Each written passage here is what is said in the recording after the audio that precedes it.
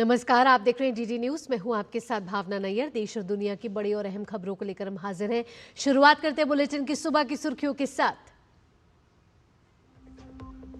केंद्र सरकार ने आज बुलाई सर्वदलीय बैठक। पश्चिम एशिया संकट से निपटने की रणनीति पर होगी चर्चा।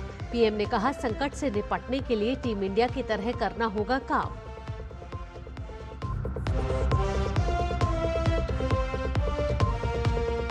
प्रधानमंत्री नरेंद्र मोदी ने डोनाल्ड ट्रंप से बातचीत के बाद श्रीलंका के राष्ट्रपति अनुराकुमारा दिसानायके से की बात। पश्चिम एशिया संकट पर हुई चर्चा।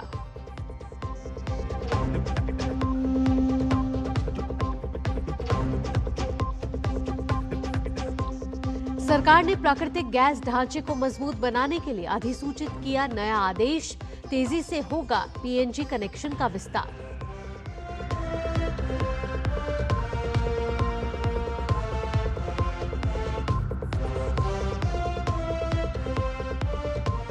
लोकसभा में वित्त विधेयक 2026 पर चर्चा के बाद विधेयक को पारित करने पर होगा विचार। राज्यसभा में ट्रांसजेंडर विधेयक और सीएपीएफ विधेयक को पारित कराने पर होगी चर्चा।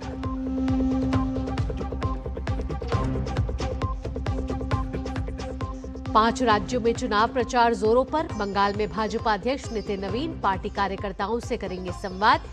केरल में राहुल गांधी प्रचार अभियान की करेंगे शुरुआत।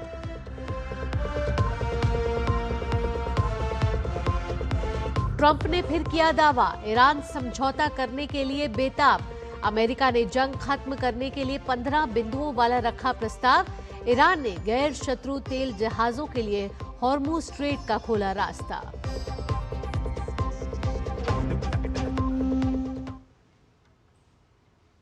और अब खबरें विस्तार से। पश्चिम एशिया संकट पर केंद्र सरकार ने आज शाम 5 बजे सर्वदलीय बैठक बुलाई है। बैठक में पश्चिम एशिया संकट से निपटने की रणनीति पर चर्चा होगी।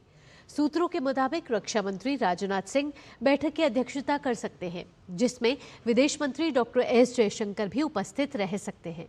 विपक्ष ने पश्चिम एशिया की स्थिति पर संसद में प्रधानमंत्री नरेंद्र मोदी के वक्तव्य के बाद इस मुद्दे पर सर्वदलीय बैठक की मांग उठाई थी। कांग्रेस और कई अन्य विपक्षी दल पश्चिम एशिया युद्ध और इसके भारत पर प्रभाव को लेकर सरकार से लगातार सवाल कर रहे हैं। राज्यसभा में कल प्रधानमंत्री नरेंद्र मोदी ने कहा कि पश्चिम एशिया में छिड़े वर्तमान संघर्ष के कारण उत्पन्न स्थिति से निपटने के लिए अधिकार संपन्न 7 नए समूहों का गठन किया गया है, जो एलपीजी, आवश्यक सेवाओं एवं वस्तुओं की आपूर्ति एवं विभिन्न क्षेत्रों से जुड़े अन्य विषयों का नियमित आकलन कर सुझाव देंगे। लोकसभा में विपक्ष के नेता राहुल गांधी सर्वदलीय बैठक में शामिल नहीं हो पाएंगे, क्योंकि उनका केरलम में एक कार्यक्रम पहले से ही तय है। प्रधानमंत्री नरेंद्र मोदी ने पश्चिम एशिया क्षेत्र में शांति बहाल करने के लिए संवाद और कूटनीति का समर्थन किया है। कल राज्यसभा में उन्होंने कहा कि अमेरिका इजरायल की ईरान से जंग जारी रही तो इसके दुष्परिणाम होंगे और आने वाला समय देश की सबसे बड़ी परीक्षा लेने वाला है। साथ ही उन्होंने कहा कि संकट से निपटने में राज्यों का सहयोग जरूरी है और हमें मिलकर टीम इंडिया की तरह काम करना होगा। उन्होंने कहा कि बड़ी संख्या में विश्व भर के जहाज हॉर्मुज स्ट्रेट में फंसे हुए हैं और इन जहाजों पर भारतीय चालक दल के कई सदस्य सवार हैं। प्रधानमंत्री नरेंद्र मोदी को कल अमेरिकी राष्ट्रपति डोनाल्ड ट्रंप ने टेलीफोन किया और पश्चिम एशिया की स्थिति पर चर्चा की। सोशल मीडिया पोस्ट में प्रधानमंत्री मोदी ने बताया कि बातचीत के दौरान उन्होंने पश्चिम एशिया की स्थिति पर विचार विमर्श किया। साथ ही भारत ने तनाव कम करने और जल्द से जल्द शांति बहाल करने का समर्थन किया। उन्होंने इस बात पर भी जोर दिया कि हॉर्मुज स्ट्रेट का खुला, सुरक्षित और सुगम रहना पूरे विश्व के लिए अत्यंत आवश्यक है। आगे उन्होंने कहा कि दोनों देशों ने शांति और स्थिरता के प्रयासों के लिए संपर्क में बने रहने पर सहमति भी जताई। प्रधानमंत्री नरेंद्र मोदी ने कल श्रीलंका के राष्ट्रपति अनुराकुमारा दिसानायके से टेलीफोन पर बातचीत की। सोशल मीडिया पर पोस्ट में प्रधानमंत्री मोदी ने बताया कि उन्होंने पश्चिम एशिया की बदलती स्थिति पर चर्चा की, जिसमें वैश्विक ऊर्जा सुरक्षा को प्रभावित करने वाली बाधाओं पर विशेष ध्यान दिया गया। उन्होंने भारत श्रीलंका ऊर्जा सहयोग को मजबूत करने और क्षेत्रीय सुरक्षा को बढ़ाने के उद्देश्य से की गई प्रमुख पहल की प्रगति की समीक्षा की। इसके अलावा प्रधानमंत्री मोदी ने कहा कि भारत और श्रीलंका ने साझा चुनौतियों से निपटने के लिए मिलकर काम करने की अपनी प्रतिबद्धता को दोहराया। भारत सरकार ने एक बड़ा कदम उठाते हुए पेट्रोलियम और प्राकृतिक गैस मंत्रालय के जरिए प्राकृतिक गैस और पेट्रोलियम उत्पादों के वितरण आदेश 2026 को आवश्यक वस्तु अधिनियम 1955 के तहत अधिसूचित कर दिया है। यह आदेश तत्काल प्रभाव से लागू हो गया है। सरकार का मकसद साफ है, पूरे देश में पाइपलाइनों को तेजी से बिछाने और विस्तार करने के लिए एक सुव्यवस्थित, समयबद्ध और पारदर्शी ढांचा तैयार करना, ताकि अनुमतियों में होने वाली देरी और ग्राउंड पर होने वाली समस्याओं का समाधान हो सके। भारत सरकार के इस फैसले से पाइप्ड नेचुरल गैस नेटवर्क का विस्तार होगा, साथ ही रसोई, परिवहन और उद्योगों में स्वच्छ ईंधन की ओर बदलाव तेज होगा, जो ऊर्जा सुरक्षा को मजबूत करेगा। सरकार का कहना है कि बढ़ती ऊर्जा मांग और वैश्विक चुनौतियों को देखते हुए यह आदेश पुरानी समस्याओं जैसे नियामक अनिश्चितता, अनुमोदनों में देरी और अड़चनों को दूर करेगा। यह कदम स्वच्छ ऊर्जा, बेहतर वायु गुणवत्ता और आर्थिक विकास को बढ़ावा देगा। गुरुग्राम में भारत पेट्रोलियम कॉरपोरेशन लिमिटेड ने देश का पहला एलपीजी एटीएम यानी गैस वेंडिंग मशीन लॉन्च कर दिया है, जिसे भारत का गैस इंस्टा एलपीजी नाम दिया गया है। यह स्वचालित सिस्टम 24 घंटे उपलब्ध रहेगा और महज 2 से 3 मिनट में सिलेंडर उपलब्ध कराएगा। इस सुविधा का उद्देश्य बढ़ती सिलेंडर की कमी को कम करना है। पश्चिम एशिया में छिड़ी जंग की वजह से कथित गैस की समस्या से निपटने के लिए पेट्रोलियम कंपनी ने अहम कदम उठाया है। गुरुग्राम में स्थापित यह एलपीजी एटीएम एक बड़ी राहत साबित हो रहा है। यह एटीएम की तरह काम करता है और पूरी प्रक्रिया डिजिटल और कॉन्टैक्टलेस है। इसके लिए खास 10 किलोग्राम वाले सिलेंडर तैयार किए गए हैं, जो पूरी तरह से नई तकनीकी प्रणाली से काम करते हैं। आइए अब आगे बढ़ते हैं और संसद के बजट सत्र के दूसरे चरण की बात करते हैं। दोनों सदनों में आज अहम विधायी कार्य सूचीबद्ध है। लोकसभा में आज वित्त विधेयक 2026 पर चर्चा जारी रहेगी। वित्त मंत्री निर्मला सीतारमण विधेयक को पारित करने का प्रस्ताव रखेंगी। इसके अलावा दिवाला और शोधन अक्षमता संहिता संशोधन विधेयक 2025 भी सूचीबद्ध है। वहीं संसद के उच्च सदन राज्यसभा की कार्यसूची में आज 3 विधेयक शामिल है। वित्त मंत्री निर्मला सीतारमण कॉर्पोरेट विधियां संशोधन विधेयक 2026 को दोनों सदनों की संयुक्त समिति को भेजने का प्रस्ताव पेश करेंगी। साथ ही केंद्रीय सशस्त्र पुलिस बल सामान्य प्रशासन विधेयक 2026 भी आज सूचीबद्ध है। केंद्रीय गृह मंत्री अमित शाह विधेयक पर चर्चा का प्रस्ताव रखेंगे। वहीं ट्रांसजेंडर व्यक्ति अधिकारों का संरक्षण संशोधन विधेयक 2026 विचार और पारित किए जाने के लिए सूचीबद्ध है। सामाजिक न्याय एवं अधिकारिता मंत्री डॉक्टर वीरेंद्र कुमार इस पर चर्चा और इसे पारित करने का प्रस्ताव करेंगे। अब खबरें आगामी विधानसभा चुनावों से जुड़ी हुई जनादेश में।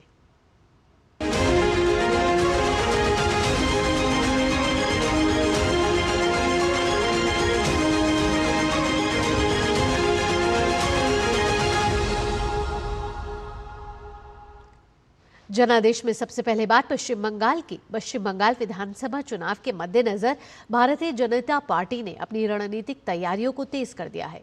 इसी कड़ी में भाजपा के राष्ट्रीय अध्यक्ष नितिन नवीन आज अपने 2 दिवसीय बंगाल दौरे के दूसरे दिन मैराथन बैठकें कर रहे हैं। आज के दिन की शुरुआत वह सुबह करीब 10 बजे प्रसिद्ध दक्षिणेश्वर काली मंदिर में दर्शन पूजन के साथ करेंगे। इसके बाद सॉल्ट लेक स्थित पार्टी कार्यालय में चुनाव प्रबंधन टीम और विभिन्न मोर्चों के प्रतिनिधियों के साथ जीत की रणनीति साझा की जाएगी। दोपहर में वरिष्ठ नेताओं के साथ उच्च स्तरीय चर्चा होगी और फिर न्यू टाउन में नवद्वीप जोन की बैठक का समापन होगा। इससे पहले मंगलवार को दौरे के पहले दिन उन्होंने डिजिटल पहुंच और बूथ नेटवर्क मजबूत करने के लिए बंद कमरे में कई अहम बैठकें की थी। आपको बता दें कि बंगाल में इस बार 23 और 29 अप्रैल को 2 चरणों में मतदान होना है, जबकि मतगणना 4 मई को निर्धारित है। पश्चिम बंगाल के पुरुलिया के दुर्गम इलाकों में चुनाव से पहले सुरक्षा कड़ी कर दी गई है। केंद्रीय बलों द्वारा फ्लैग मार्च कर लोगों को निडर होकर मतदान करने के लिए आश्वस्त किया जा रहा है। चुनाव आयोग ने मतदाताओं की सुरक्षा को सर्वोच्च प्राथमिकता देते हुए दूर दराज क्षेत्रों तक अर्धसैनिक बल तैनात किए हैं। हमारे संवाददाता सौर्य ज्योति बंदोपाध्याय ने मौके का जायजा लिया।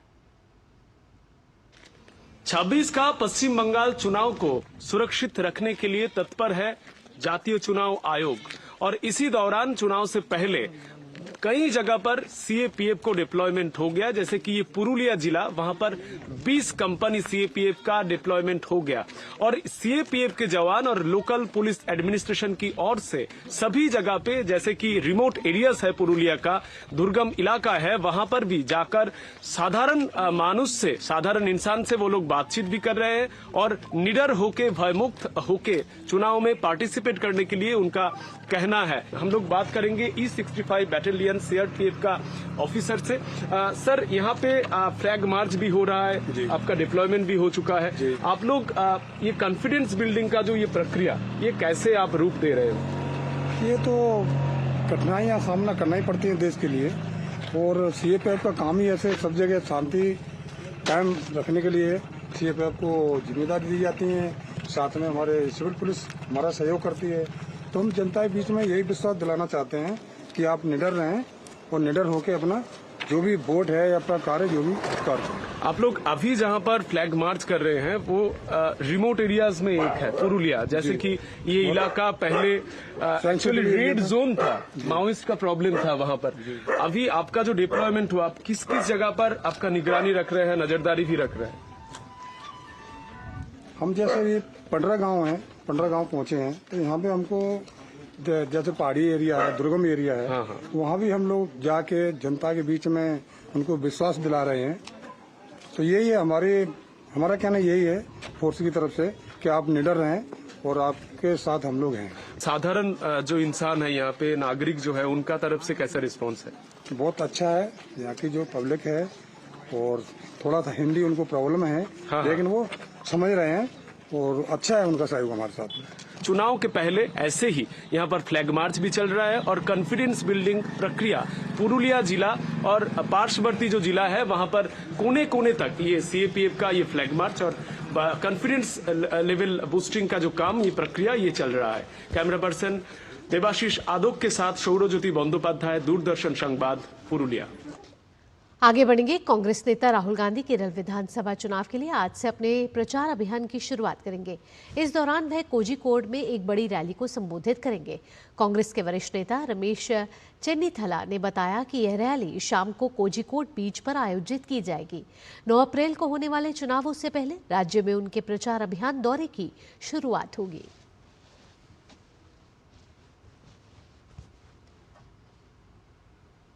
केरलम विधानसभा चुनाव में मछुआरा समुदाय एक बार फिर उम्मीद लगाए बैठा है। वादे हर बार होते हैं, लेकिन सवाल वही, क्या इस बार कुछ बदलेगा? समुद्र किनारे बसने वाला ये समुदाय सिर्फ वोट बैंक नहीं, बल्कि अपने हक और भविष्य की लड़ाई लड़ रहा है। देश के समुद्र तटीय राज्यों में रहने वाला मछुआरा समुदाय पूरी तरह मछली पालन पर निर्भर है। समुद्र में उतरकर मछली पकड़ना और उसे स्थानीय से लेकर अंतर्राष्ट्रीय बाजार तक पहुंचाना, यही उनकी आजीविका है। केरलम में 30 से 40 विधानसभा सीटों पर असर रखने वाला ये समुदाय हर चुनाव में अहम भूमिका निभाता है, लेकिन हर बार चुनावी वादों और जमीनी हकीकत के बीच दूरी कम नहीं हो पाती। इस बार भी मछुआरों का कहना है कि चुनाव से पहले वादे बहुत होते हैं, लेकिन सत्ता में आने के बाद वो सिर्फ कागजों पर रह जाते हैं। तकलीफ क्या है वो कुछ नहीं देखा कोई भी गवर्नमेंट ने। तो जो ये फिशरमैन लोग है ना, कोई भी सरकारी जो कोई भी नया आने तो उसका बाद में हम बोल रहे हैं ये फिशरमैन लोगों का, उनका जो इतनी पेट्रोल, ये मट्टी का तेल लेके कम से कम 10,000 8,000 रुपए का ये सब कुछ खर्चा करके जा रहे, वो कुछ मछली नहीं मिला तो इन लोग हर दिन में इधर वापस आएगा तो उनका परिवार कैसे जिएगा। केरलम में करीब 10 लाख लोग सीधे या परोक्ष रूप से मछली कारोबार से जुड़े हैं।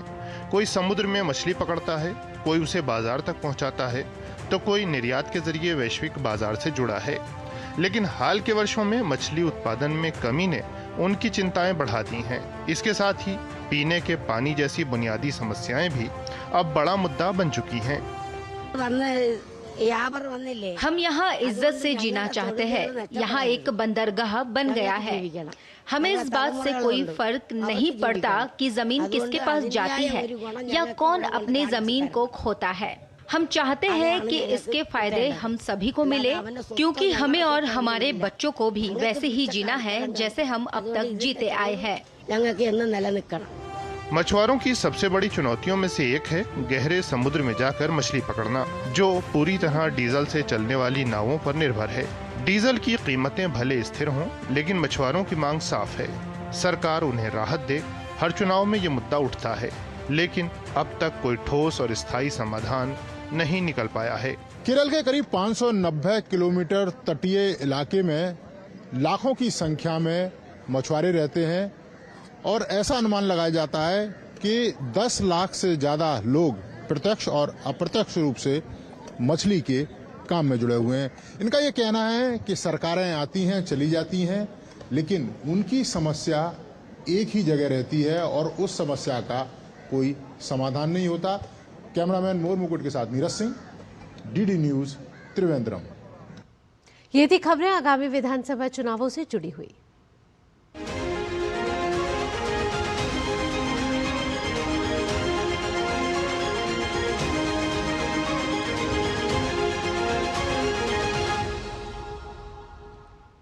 फिलहाल रुकेंगे एक छोटे से ब्रेक के लिए, जल्द हाजिर होते हैं। महाशय धर्मपाल जी के 130वें जन्मदिन पर MDH मसालों पर पाइए 10% एक्स्ट्रा। अब स्वाद के साथ बचत भी। अब पाइए बचत ही बचत। टर टर टर टर सिस्टर बीना का मैसेज आया है, अर्जेंट। लिखा है, मेरे बच्चे के ट्रीटमेंट के लिए 1 लाख रुपए चाहिए डॉक्टर, तुरंत भेज दीजिए प्लीज।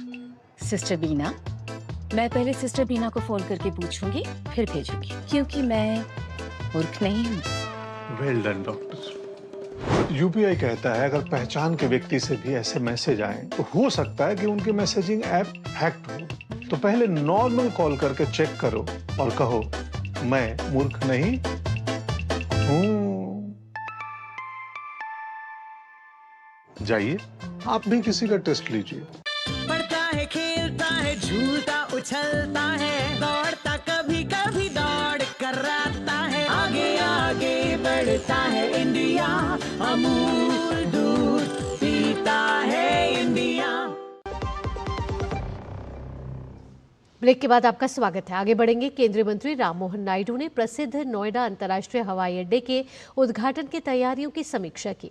प्रधानमंत्री नरेंद्र मोदी 28 मार्च को देश के सबसे बड़े हवाई अड्डे और उत्तर प्रदेश के 5वें अंतर्राष्ट्रीय हवाई अड्डे को राष्ट्र को समर्पित करेंगे। चरण 1 में 1.2 करोड़ यात्रियों की वार्षिक क्षमता के साथ शुरू होने वाला यह हवाई अड्डा एकीकृत विमान रखरखाव, मरम्मत और ओवरऑल सुविधा, साथ ही एयर कार्गो टर्मिनल के साथ विकसित किया गया है। मुख्यमंत्री योगी आदित्यनाथ के नेतृत्व में उत्तर प्रदेश ने बुनियादी ढांचे और कनेक्टिविटी के क्षेत्र में अभूतपूर्व प्रगति की है। जेवर हवाई अड्डा न केवल दिल्ली NCR क्षेत्र की एयर ट्रैफिक को राहत देगा, साथ ही पूरे उत्तर प्रदेश या उत्तर भारत के विमानन पारिस्थितिकी तंत्र को नई ऊंचाई भी देगा।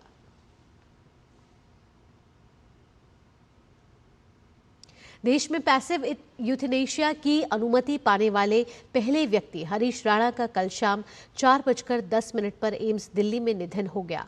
हरीश राणा जो 2013 से कोमा में थे, जिसके बाद सुप्रीम कोर्ट से 11 मार्च 2026 को इच्छा मृत्यु की अनुमति प्राप्त की थी। उनके निधन की सूचना एम्स अस्पताल द्वारा दी गई। हरीश राणा का मामला देश में इच्छा मृत्यु से संबंधित कानूनी दृष्टिकोण से ऐतिहासिक महत्व रखता है, क्योंकि उन्हें सुप्रीम कोर्ट से यह अनुमति मिलने के बाद वह पहले व्यक्ति बन गए हैं जिन्हें निष्क्रिय इच्छा मृत्यु का अधिकार प्राप्त हुआ। असम सरकार की प्रज्ञान भारती, निजोत मोइन और निजोत बाबू जैसी योजनाएं बालिका शिक्षा को बढ़ावा देने और छात्रों को बेहतर अवसर देने में महत्वपूर्ण भूमिका निभा रही हैं। इन योजनाओं से छात्रों के विश्वविद्यालयों में दाखिले में वृद्धि हुई है, बाल विवाह में कमी आई है और साथ ही पोस्ट ग्रेजुएट तक की शिक्षा अब आसान हो गई है। इन योजनाओं का असर विधानसभा चुनावों में भी देखने को मिल सकता है, क्योंकि लाखों छात्र छात्राएं और उनके परिवार इस कल्याणकारी पहल का लाभ उठा रहे हैं। बालिका शिक्षा को बढ़ावा देने और उच्च शिक्षण संस्थानों में लड़कियों के दाखिले में वृद्धि हो, छात्राओं की शैक्षणिक गतिविधियों को गति मिले, इसी उद्देश्य से साल 2020 में असम सरकार ने प्रज्ञान भारती योजना शुरू की, जिसके तहत इंटरमीडिएट परीक्षा में प्रथम श्रेणी में उत्तीर्ण करने वाली मेधावी छात्राओं को स्कूटी देने का फैसला किया गया। इससे मेधावी बालिकाओं के विश्वविद्यालयों में दाखिले में इजाफा तो हुआ ही, उनका आना जाना भी आसान हुआ। ये जो प्रज्ञान भारती स्कीम है वो लगातार लड़कियों को पढ़ाई के लिए बेनिफिट कर रहा है और जो ड्रॉप आउट वगैरह है वो बहुत कम हो गया है अभी, और लड़कियां मतलब अभी पढ़ाई के लिए ज़्यादा उत्सुक हो रहे हैं। एचएस के बच्चियों को भी मिल रही है और यूजी के लड़कियों को भी मिल रही है और मास्टर्स के सारी लड़कियों को मिल रही है। छत्तीसगढ़ का बस्तर, जो करीबन 4 दशकों से नक्सलवाद का दंश झेल रहा था, लेकिन अब बस्तर में हालात पूरी तरह से बदल चुके हैं। बस्तर के आदिवासी कलाकार अपनी पारंपरिक ढोकरा आर्ट से देश ही नहीं विदेशों में भी अपनी छाप छोड़ रहे हैं। देखते हैं ये खास रिपोर्ट सुमेश पटेल की। छत्तीसगढ़ की पारंपरिक ढोकरा कला से बनी एक विशिष्ट कलाकृति है जो भारत की समृद्ध सांस्कृतिक विरासत को दर्शाती है। ढोकरा कला, जो लगभग 4000 साल पुरानी तकनीक मानी जाती है, अपने कांस्य शिल्प और बारीक नक्काशी के लिए जानी जाती है। प्रधानमंत्री नरेंद्र मोदी ने हाल ही में फ्रांस के राष्ट्रपति इमैनुअल मैक्रों को एक खास उपहार भेंट किया था। ये उपहार था छत्तीसगढ़ की पारंपरिक ढोकरा कला से बनी एक अनूठी कलाकृति। आदिवासी कारीगरों द्वारा बनाई गई ढोकरा आर्ट की ये मूर्तियां तांबे और पीतल से तैयार की जाती हैं। पीढ़ियों से चली आ रही इस पारंपरिक धातु कला को मोम ढलाई यानी लॉस्ट वैक्स तकनीक से बनाया जाता है। पहले मोम से मूर्ति मॉडल तैयार किया जाता है, फिर उसे मिट्टी से कवर कर भट्टी में तपाया जाता है। गर्म होने के बाद मोम पिघल जाता है और खाली जगह में पिघली हुई धातु भर दी जाती है। ठंडा होने के बाद जब मिट्टी को हटाया जाता है तो एक खूबसूरत ढोकरा मूर्ति तैयार होती है। ढोकरा आर्ट इसीलिए कहते हैं क्योंकि ये बहुत पुरानी कला है। धान का जो भूसा होता है वो और खेत का कली मिट्टी, उससे हम मॉडल निकालते हैं। उसके बाद वो सूखने के बाद जो नदी किनारे की चिकनी मिट्टी होती है, जिसे हम लोग रुई मिट्टी कहते हैं, उसके ऊपर हम चढ़ाते हैं उसको, फिर उसको सूखने के लिए छोड़ देते हैं और फिर जो रेतमल पेपर होता है उस मॉडल को फिर सूखने के बाद घिस के शेप में लाते हैं। बस्तर के कारीगर कहते हैं कि वे ये कला अपने पूर्वजों से सीखते आ रहे हैं। इसे बनाने में बहुत मेहनत जरूर लगती है, लेकिन उनके द्वारा बनाई गई मूर्तियां दिल्ली, मुंबई, गुजरात, बेंगलुरु, रायपुर, यहाँ तक कि अमेरिका, जर्मनी, फ्रांस और जापान जैसे देशों में भी पहुँच रही हैं। आज बस्तर पूरी तरह से बदल चुका है। अब यहाँ पहले जैसी नक्सल समस्या नहीं रही और लोग शांति के साथ अपनी कला और रोजगार पर ध्यान दे रहे हैं। देश विदेश हर जगह पहुँचा है सामान। हमारे पूर्वज करते आ रहे हैं, इसलिए हम छोड़ नहीं सकते। विरासत से हमको मिला है, करते ही हैं। इसी से अपना जीवन यापन चलता है। पहले था दिक्कत, हम तो नहीं जानते, नहीं देखे हैं, लेकिन अभी बिल्कुल सुनाई में कुछ नहीं आता। खत्म हो गया है एक तरह से नक्सली। बस्तर की ढोकरा कला आजीविका का एक महत्वपूर्ण साधन बन चुकी है और सरकार भी इसे बढ़ावा देने के लिए कई योजनाएं चला रही है। ढोकरा आर्ट सिर्फ एक हस्तशिल्प नहीं, बल्कि आदिवासी समाज की समृद्ध सांस्कृतिक धरोहर का प्रतीक भी है। छत्तीसगढ़ का बस्तर, जो कभी बम, गोली और बारूद की आवाज से गूंजा करता था, आज उसी बस्तर में आदिवासियों द्वारा बनाया गया ढोकरा कला अंतर्राष्ट्रीय स्तर पर अपनी अलग पहचान बना रहा है। Somesh Patel, TD news, Bastar. अंतर्राष्ट्रीय खबरों का रुख कर लेते हैं। अमेरिकी राष्ट्रपति डोनाल्ड ट्रंप ने कहा है कि उनका प्रशासन ईरान में सही लोगों से बात कर रहा है और वे समझौता करने के लिए बेताब है। उन्होंने यह भी कहा कि अमेरिकी उपराष्ट्रपति जेडी वेंस और विदेश मंत्री मार्को रूबियो इन चर्चाओं में शामिल हैं। व्हाइट हाउस में हुई प्रेस कॉन्फ्रेंस में ट्रंप ने कहा कि ईरानी शासन इस बात पर सहमत हो गया है कि वह कभी परमाणु हथियार नहीं बनाएगा। यह दावा ट्रंप पहले भी कर चुके हैं। जब ट्रंप से पूछा गया कि ईरान के साथ शांति समझौते के सफल होने की उन्हें कितनी उम्मीद है, तो उन्होंने जवाब दिया कि ये युद्ध जीत लिया गया है। इस बीच अमेरिका ने जंग खत्म करने के लिए 15 बिंदुओं वाला रखा प्रस्ताव है। वहीं ईरान ने गैर शत्रु तेल जहाजों के लिए हॉर्मुज स्ट्रेट को खोल दिया है।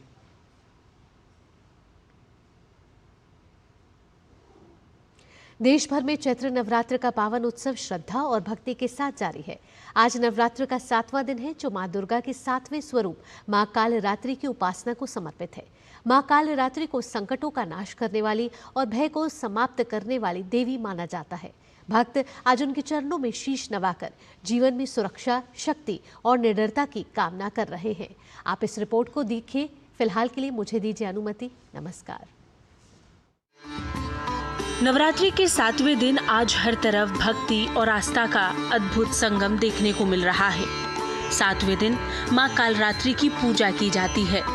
मां कालरात्रि का स्वरूप भले ही उग्र और भयंकर प्रतीत होता हो, लेकिन वे अपने भक्तों के लिए अत्यंत शुभ और कल्याणकारी मानी जाती हैं। मान्यता है कि उनकी पूजा से सभी प्रकार के भय, बाधाएं और नकारात्मक शक्तियां दूर होती हैं और जीवन में साहस का संचार होता है। मां कालरात्रि का स्वरूप अत्यंत प्रभावशाली है। उनका रंग काला है। वे गर्दभ यानी गधे पर सवार रहती हैं और उनके केश खुले होते हैं। उनके 4 हाथ हैं, जिनमें अस्त्र, शस्त्र और वरमुद्रा होती है। उनका ये रूप ये संदेश देता है कि अंधकार चाहे कितना भी गहरा क्यों ना हो, आखिर में जीत प्रकाश की ही होती है। इस दिन भक्त विशेष रूप से गुड़ और नारियल का भोग लगाते हैं, जिससे कष्टों का नाश और सुख समृद्धि की प्राप्ति होती है। धार्मिक मान्यताओं के अनुसार मां कालरात्रि की आराधना से शनि और अन्य ग्रहों के दुष्प्रभाव भी कम होते हैं। साथ ही ये दिन साधना और आत्मबल को मजबूत करने के लिए बेहद महत्वपूर्ण माना जाता है।